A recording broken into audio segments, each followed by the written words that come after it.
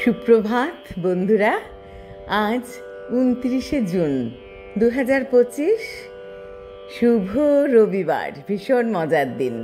আজ যাদের জন্মদিন তাদেরকে জানাই একরাশ শুভেচ্ছা, আর যারা আমাদেরকে ছেড়ে আজ চলে যাবেন তাদেরকে জানাই অনেক শ্রদ্ধা। প্রভাতী চর্চায় চলে এসেছি, সবাইকে আন্তরিক অভিনন্দন, শ্রদ্ধা। আজ প্রভাতী চর্চায় একটা গল্প নিয়ে চলে এসেছি। গল্পটি মায়ের ডায়েরি।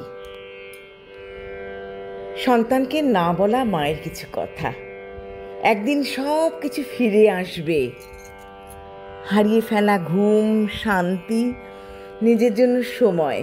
ফিরে আসবে অবাধ স্বাধীনতা, ফিরে আসবে নিশ্চিন্ত নিশি।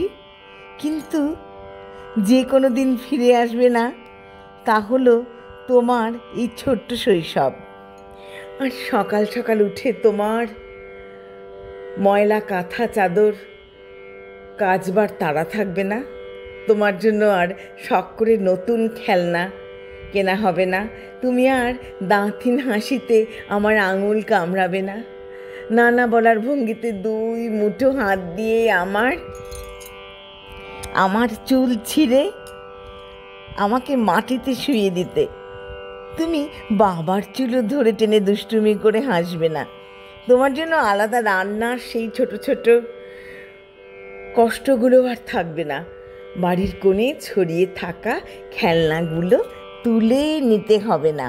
নতুন খেলনা দেখলেই বাবার উচ্ছ্বসিত চোখের সেই ভালোবাসা আর দেখা যাবে না। এই হাত দুটো দিয়ে তোমাকে স্নান করিয়ে আদর করে মুছে দেবার মুহূর্তগুলো হারিয়ে যাবে। ভরা বুকের উষ্ণতায় তোমাকে জড়িয়ে ধরে ঘুমিয়ে পড়ার মুহূর্তগুলো ফুরিয়ে যাবে।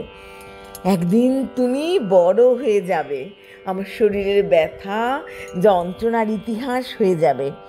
যেদিন প্রথমবার ছেঁড়া ফাটা সেলাই করা শরীর নিয়ে তোমাকে বুকের মধ্যে চেপে ধরেছিলাম, সেই দিনটিও স্মৃতির পাতায় ঝাপসা হয়ে যাবে। তারপর দিন যাবে, মাস যাবে, বছর পেরিয়ে যাবে, তুমি আমার কোল ছেড়ে নিজের ছোট্ট দুনিয়ায় পা রাখবে। যে জড়তা মাখা ভাষায় তুমি আমাকে মা বলেছিলে, সেই ডাকে সরলতা হারিয়ে যাবে। তুমি বড় ব্যস্ত হয়ে পড়বে তোমার নিজস্ব জীবন নিয়ে। তখন আমাদের মা বাবার সমস্ত ব্যস্ততা ছুটি পাবে। তুমি থাকবে ব্যস্ত, আর আমরা থাকবো অতীতের স্মৃতিতে হারিয়ে। যে শৈশব তোমার মনে আবছা হয়ে যাবে, সেই শৈশব আমাদের হৃদয়ে চিরকাল ঝকঝকে জ্বলবে। কখনো একটিবার মনে পড়ার হয়তো আমাকে ঘুম পাড়াতে, খেলনা গোছাতে, ভালোবাসার ভিডিও রাখা সেই সব দিনগুলো, তোমাকে যে আমি এইসব করতাম, সেই দিনগুলো আস্তে আস্তে মুছে যাবে।